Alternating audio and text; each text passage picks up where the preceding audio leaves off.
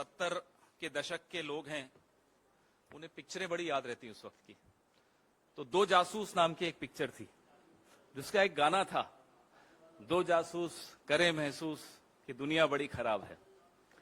ये जो हमारे यहां दो जासूस हैं, इस देश के जो दो जासूस हैं, उन्हें किसी पे भरोसा नहीं, न अपनों पे, न मीडिया पे, न न्यायपालिका पे, न परायों पे, न एनजीओस पे, न सिविल सोसाइटी पे, आप लोगों पर तो बिल्कुल नहीं है।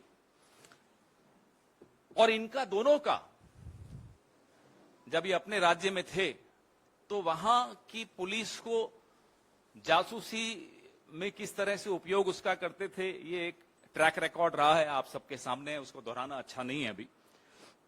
पूरे खुफिया तंत्र, राज्य के खुफिया तंत्र को कैसे इस्तेमाल करते थे जासूसी में, वो आप सबको मालूम है।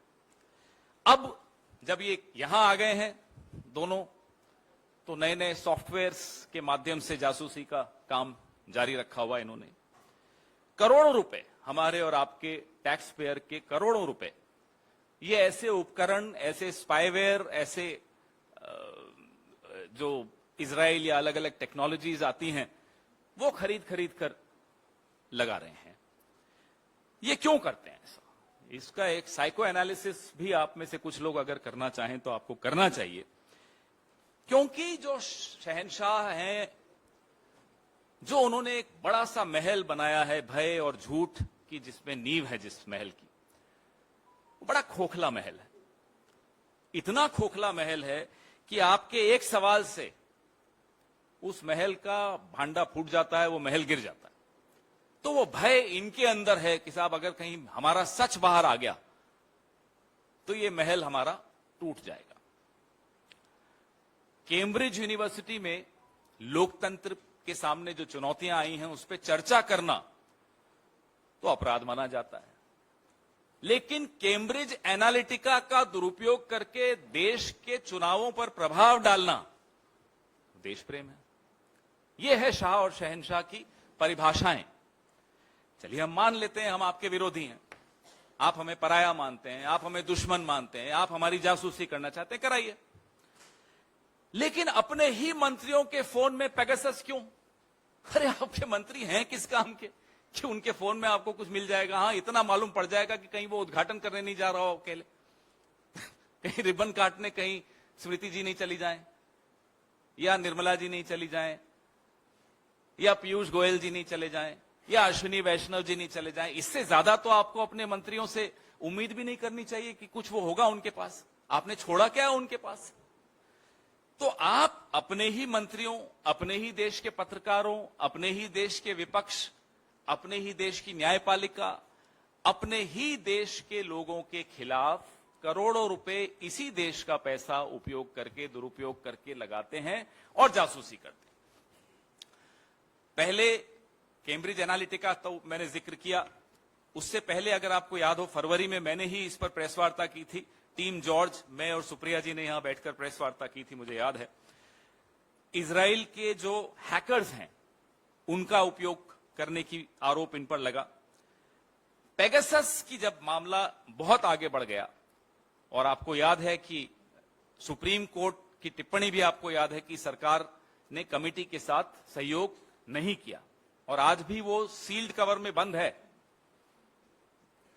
पेगासस जब बहुत बदनाम हो गया, तो जो मिनिमम गवर्नेंस मैक्सिमम सर्वेलेंस वाली सरकार है, ये अब नया स्पाईवेयर मार्केट में ढूंढ रही है, और आरएफपी भी इन्होंने निकाला हुआ है एक पर्टिकुलर डिपार्टमेंट ने। ये कॉग्निटो नाम है इसका।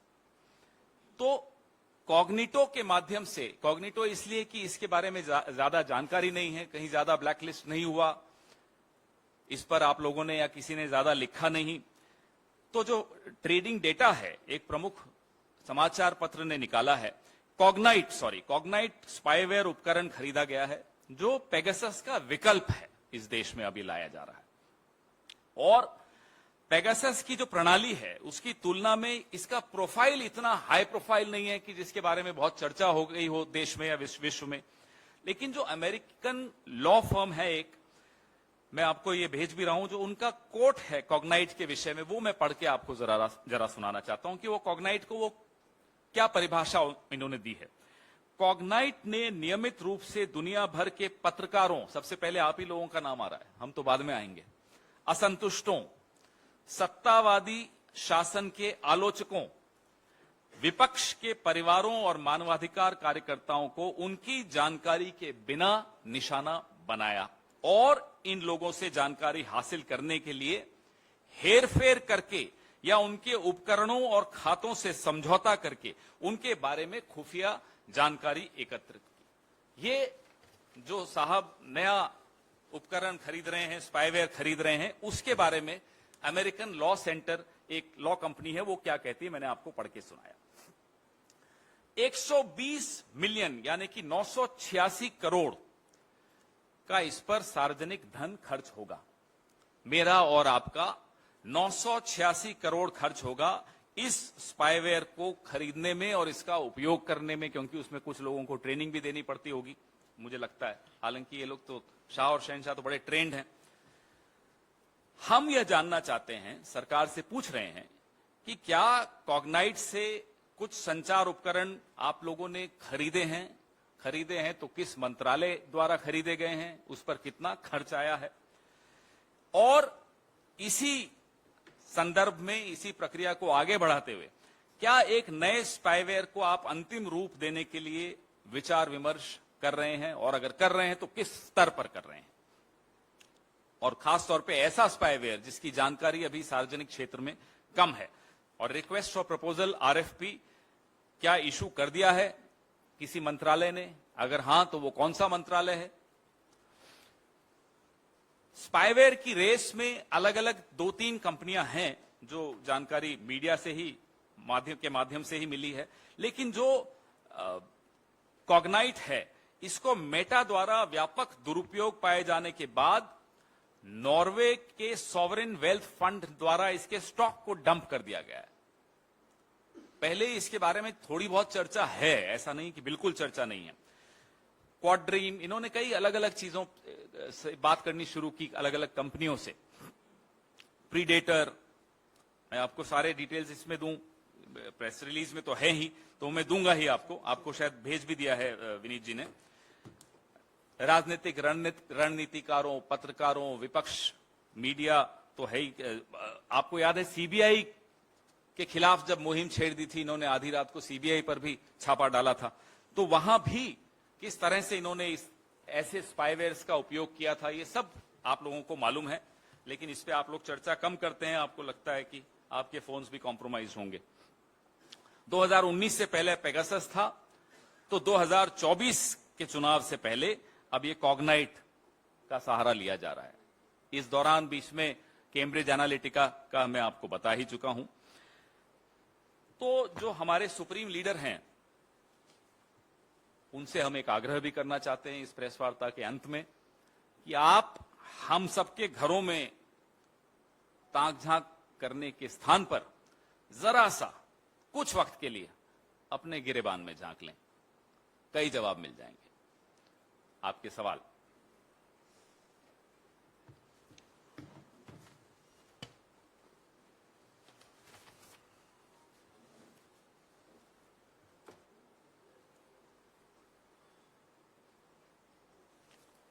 अगर ये स्पाईवेयर से वो 20,000 करोड़ किसके हैं शेल कंपनीज में, शायद उसका जवाब मिल जाए तो हम तैयार है, लगा दीजिए सब जगह। मैंने सोचा था आप पूछोगे, फिर मैं ही काल्पनिक प्रश्न और काल्पनिक जवाब दे रहा हूं। जी,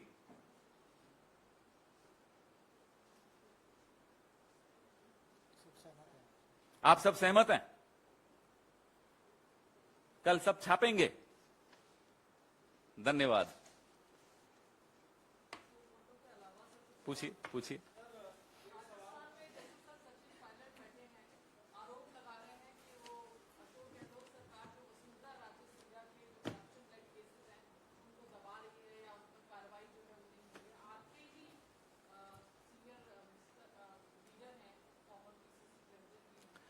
राजस्थान भारतीय जनता पार्टी के राजस्थान से आने वाले एक बड़े नेता गजेंद्र सिंह शेखावत जी के ऊपर एक जांच चल रही है संजीवनी घोटाले पर। गजेंद्र सिंह शेखावत जी ने हमारे मुख्यमंत्री पर एक मानहानि का मुकदमा दिल्ली की एक अदालत में दायर किया है। राजस्थान में किस तरह से कोविड के दौरान हमारे एमएलएस को खरीदकर चुनी हुई सरकार को गिराने की साजिश भारतीय जनता पार्टी ने रची थी, उसकी भी जांच चल रही है। तो ये कहना ठीक नहीं होगा कि जांच नहीं हो रही। जांच हो रही है और किसी को भी अगर शिकायत है तो उन्हें हमारे वहां महासचिव जो हैं, प्रभारी महासचिव, उनके संज्ञान में लाना चाहिए। लेकिन जांच शेखावत जी के पर जो जांच हो रही है उसके विषय में पहले भी मैंने खुद यहां प्रेस वार्ता करके आपको बताया था। हम ना केवल जांच कर रहे हैं, आपको समय समय पर बता भी रहे हैं कि वो जांच कहां तक पहुंची और आने वाले कुछ महीनों में आपको और भी जानकारियां मिलेंगी।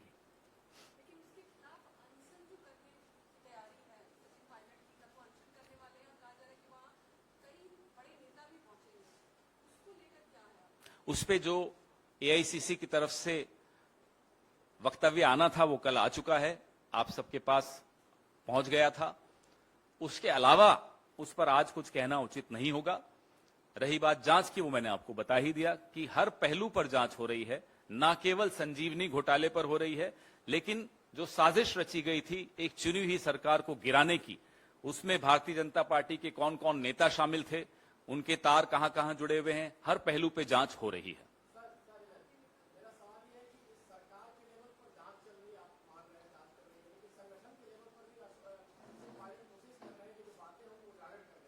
संगठन जांच नहीं करता, जांच का काम एजेंसियों का होता है।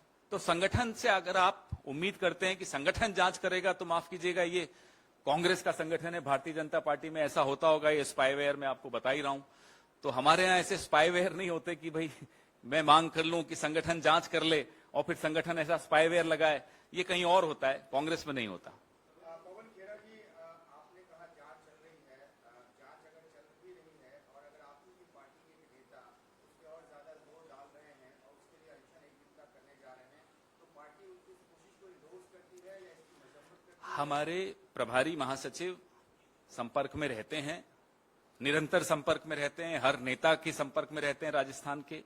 वो जो चर्चा उन्हें करनी होगी, जो विचार विमर्श उन्हें करना होगा, इनसे भी करेंगे, कर रहे हैं, और विचार विमर्श के पश्चात जो उत्तर उन्हें देने होंगे, इन सवालों के उत्तर वो जरूर देंगे। एक आपने एक छोटा सा सवाल और है कि आपने कहा कि बावत पार्टी ने एक बयान कल जारी कर दिया है। सवाल ये है कि जो सचिन पायलट ने जिस तरह से प्रेस कॉन्फ्रेंस की, उस बात का तो उसमें कोई जिक्र ही नहीं है, तो क्या उसके कोई क्लैरिफिकेशन आपके? जैसा मैंने कहा, हमारे प्रभारी महासचिव संपर्क में हैं, बने रहते हैं संपर्क में, वो उनसे चर्चा भी करेंगे, कर रहे हैं, और इस विषय में अगर और कुछ कहना होगा तो प्रभारी महासचिव अवश्य इस बात का जवाब देंगे आपको।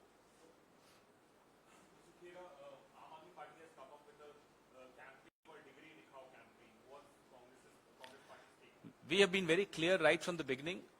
The degree or the need for a degree for any elected representative is not as important as the fact that somebody has lied on the issue of the degree. However, the Congress party does not support any such demand that there should be a minimum educational qualification for people occupying constitutional posts. However, they should always, of course, nobody should lie about something as important as a degree.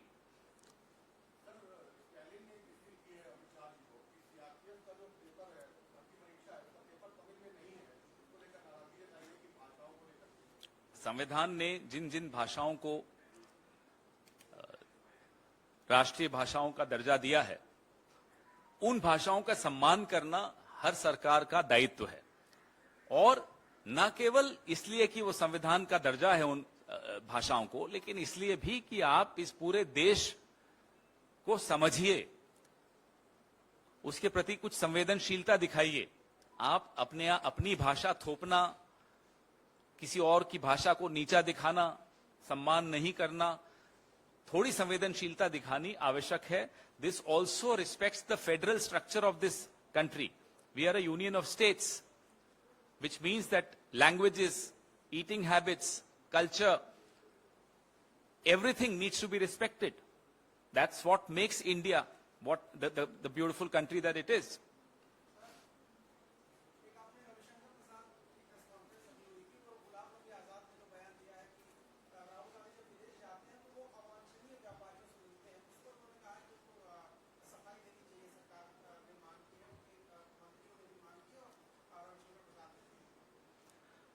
आज मेरे पास गाड़ी है, मेरे पास बंगला है, आपके पास क्या है? किसी ने हमसे पूछा. हमने कहा हमारे पास ईमान है. तो जिनके पास बंगला है उन्हें बंगला मुबारक हो. वो आज किसकी धुन पे आपको ये राग दरबारी सुना रहे हैं, ये मैं भी जानता हूं, आप भी जानते हैं. भारतीय जनता पार्टी पिछले कुछ दिनों से, क्योंकि राहुल गांधी, क्योंकि कांग्रेस पार्टी सुबह से शाम तक मांग कर रही है, अदानी मामले में जेपीसी की मांग कर रही है, अदानी मामले में सवाल पूछ रही है, तो भारतीय जनता पार्टी पिछले कई दिनों से लगातार ऐसे लोगों का इस्तेमाल कर रही है ध्यान हटाने के लिए जो पहले कांग्रेस में थे. थोड़े दिन पहले महाराज भी आए थे एक, अब आजाद आ रहे हैं, लगातार कुछ न कुछ राग दरबारी में सुना रहे हैं. तो ये राग दरबारी आप सुनिए, ये मनोरंजन अच्छा होता है, एंजॉय कीजिए, लेकिन हमारे सवाल फिर हम दोहराएंगे. और जो राग दरबारी सुना रहे हैं आपको, उनसे पूछिए कि अदानी मामले पे आपको क्या कहना है. फिर वो जो जवाब दें उस पर हम फिर चर्चा करेंगे आपके साथ. जवाब मिलेगा नहीं आपको.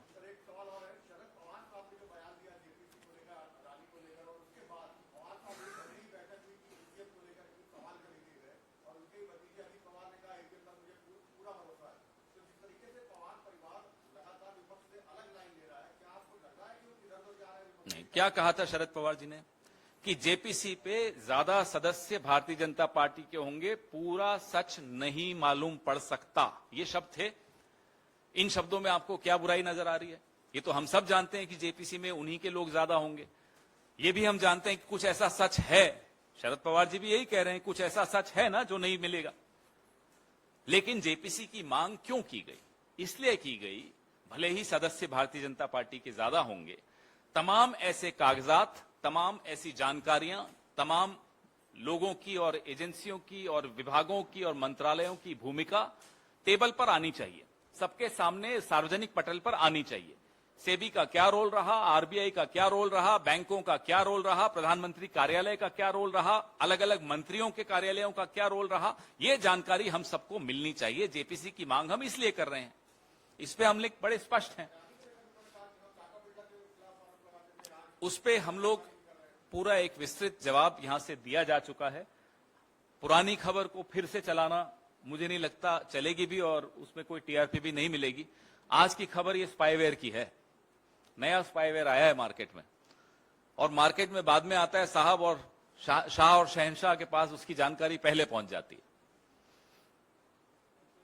धन्यवाद. आज कोई टिक टैक नहीं करेंगे, थोड़ा जल्दी में हूं, माफ कीजिएगा.